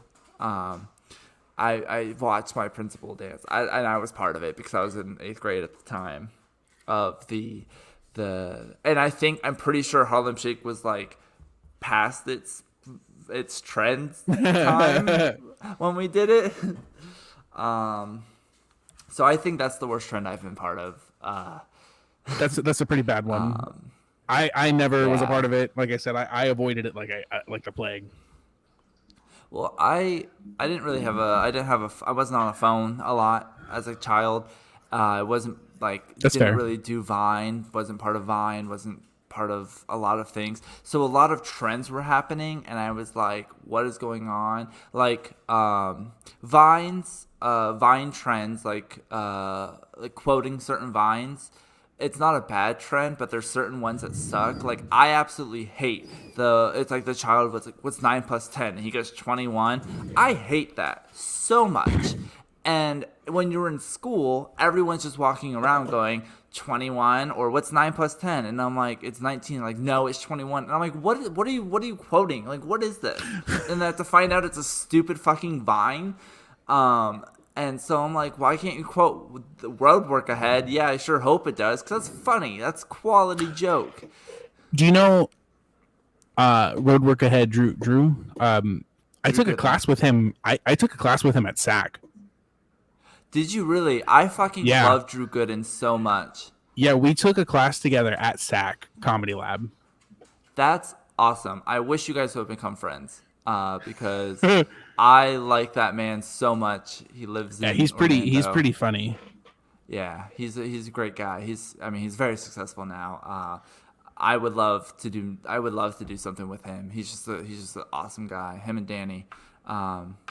So yeah, Drew Gooden. That's awesome. That's that. Fuck everything else we're talking about. You know Drew Gooden. That's cool. Okay, so like I don't know Drew Gooden. Yeah, you don't know him, Like but- we're not on like a first name. Like I can just reach out and say hi. But I'm pretty positive we were Facebook friends at one point. Well, you should have been friends with him. But that was also before I knew what Vine was too. So I wasn't really big into Vine until it was already not a thing So it was anymore. dead.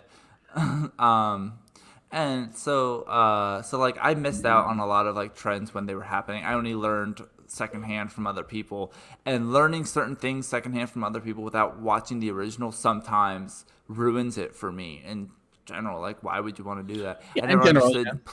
I never understood the plank trend, doing it around places. I did plank, I think, because we were in Georgia, and I think people would just be like, our dad or our sister or you would just be randomly like, Logan, you should plank here. And I did it just because I was a kid who was just doing anything he was told so that my family would like me.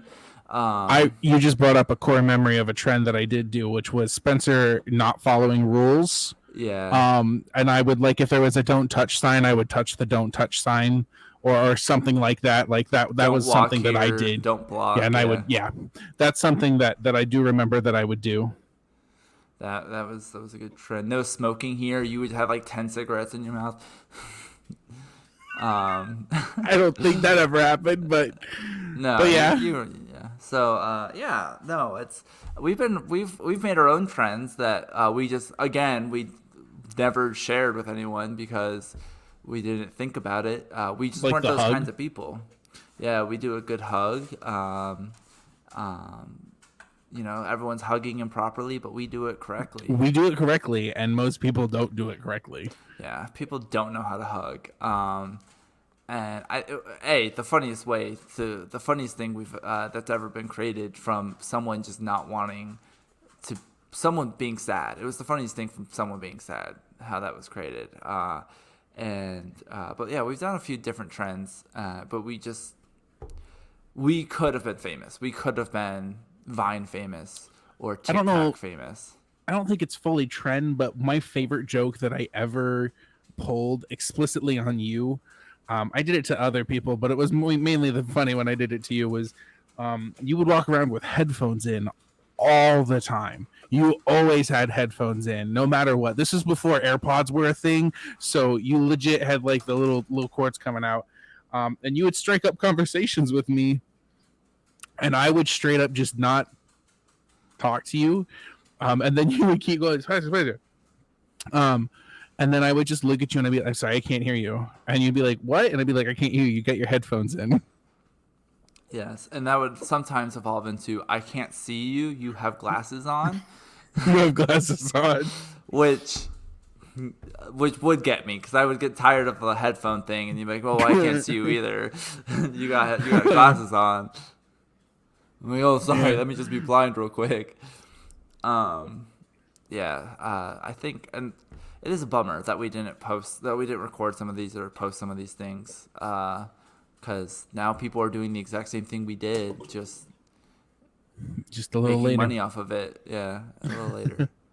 So, big bummer. But yeah, Harlem Shake I think is the worst trend. I've been part of I've done a few good trends. My favorite thing was when dabbing was a huge thing. I wasn't a dabber. Or the backpack kid thing. I was never a dabber. I dabbed ironically. When I worked at Universal, I would dab for the kids, and they would think it was the funniest thing. Or I would do the backpack dance, and they just thought it was so funny. And I was like, this is so stupid, but it's making these children laugh because I look like a grown man who shouldn't be doing it. doing it, and I was like, this is so funny. And all the kids would just lose their absolute shit. They would just think it was the funniest thing in the world. So that's why I started dabbing, because you gotta dab on them haters. So it was just funny. It was a funny thing to do, and I don't think it was a bad trend to be a part of, because it brought joy. It brought joy to people. It brought joy. My dabs brought joy to the small children. They would have had a bad day at the water park had I not dabbed. That hot summer day in Florida at the water park would have sucked had I not dabbed. If that makes you sleep better at night, I'm happy that that's what you think. I know it, especially because it was like sometimes it'd be at the end of the day, because I would stand in front of the part that we closed down, and I'd just be like, sorry, and I'd dab, and they'd be like, oh, and they would laugh, and their sadness would go away. Like, oh, I can't enter that. Aw, oh shit, he just dabbed? Hell yeah, get it. So, I'm a core memory in a lot of children's minds now. I'm sure you are.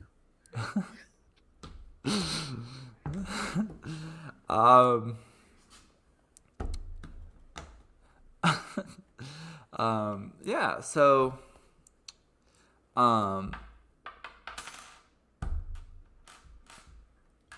yeah. I just went into a thing that I kind of want to make a whole episode, because I was like, that's what I was about to make a joke saying that's why I can't go near school, and that brought me into your whole thing that you had mentioned the other week about your cat touched your inner thigh, and it made you slightly uncomfortable, and so you thought about a whole thing about cats being registered sex offenders, and the thought of a cat having to walk door to door, and have to explain that he's a registered sex offender. And it's just a little cat. Yeah, it's just a little kitty cat. I think I find that so funny. When you said it out loud and no one else laughed, made my heart break. It is so funny. I think it's hilarious. And you were like, oh, it was funnier in the moment. But it wasn't. It's funny in general. So it's because I approached Andrew to see if he would want to make a comic about it, because he makes comics. And halfway through, I was realizing that I don't think it would make a good comic. But I do think that it was funny.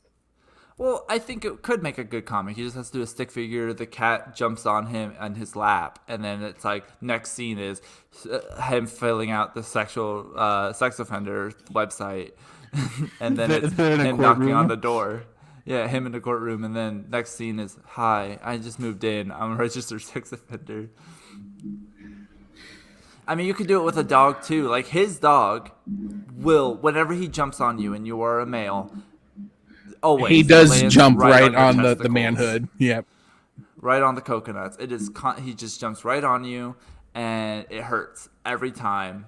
You're laying down, jumps on you, on the man, sitting down, and so like his dog should be a registered sex offender. Let's normalize registering pets as sexual offenders. They need to learn. Normalize holding pets. Normalize holding pets to the laws of man. Yeah. We want equal rights. We have to treat animals like we treat each other. We're all just animals in the end. That dog was on Pet Court. That dog was speeding. I wasn't speeding. I don't even know how to drive. I was out my car for 5 seconds. I don't need to put money into the meter. I was right there. Oh my god. Pets following the rules of man. That is a show. That's a skit. We should start recording skits. Officer, I swear that's my bone. It also reminds me of the ASDF movies where the cow pretends to be a man. So it's like skateboards. Yeah. Skateboards. We have a real man on the inside. Could you imagine like somebody throwing a cat up against a police cruiser and patting it down and pulling out like catnip? You know what? Never mind. I'm pretty sure they did that in Shrek. They did that. Scratch that. It's in Shrek. We can't. When are we gonna collab with Smosh? We can. I feel like we should. Smosh is reunited. Just brought back Anthony. So I mean, now's the time. Now we just need to get I Set My Friends on Fire to come back and for them to go at it. Oh my god. Dude, I Set My Friends on Fire doing a song about animals appealing to the law? Hell yeah. I mean, they've rocked. They rock. Smosh collab, yeah. Shout out to Smosh for coming back, buying their channel back. It's good for them. I mean, it's a huge accomplishment, and I've you know, like that's pretty sick. They're back and they look happy and healthy, and they're all friends again. So hell yeah, Smosh. Let's pair up. Two brothers and Smosh. I mean, what thoroughly have always enjoyed watching the Try Not to Laugh challenges, so I'm ready. Throw me in there. Throw me in, champ. If you want someone who will break every time, throw me in that shit, man. Something in my mouth. I like to spit out fucking liquid. Yeah, it's actually one of my favorite things. Is I'll wait just as you're at peak mouth filled to being able to hold it in, and then I'll drop one of those funny quips at you, and then you'll just spit it all out all over the place. It's a real problem when we're in a restaurant and then Mountain Dew goes all over. Yeah. All right. Well, Spencer. Well, Logan. Thank you for being here. Yeah. Thanks, everyone, for watching. We want to be affiliated. Appreciate you coming out. I have not seen our viewer count go underneath 4, which is pretty impressive. It's a good step to getting affiliated. The goal is to be affiliated, and I thank everyone for supporting us. That's why we're here. Yeah, thank you. Just to have fun. This is giving me a chance to make something of myself now that I can't do much. I appreciate you, and if it becomes something, that's awesome. Thank you again.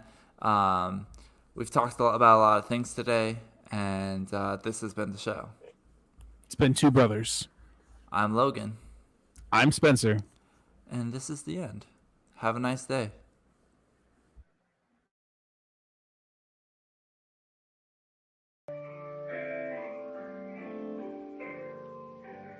Yeah.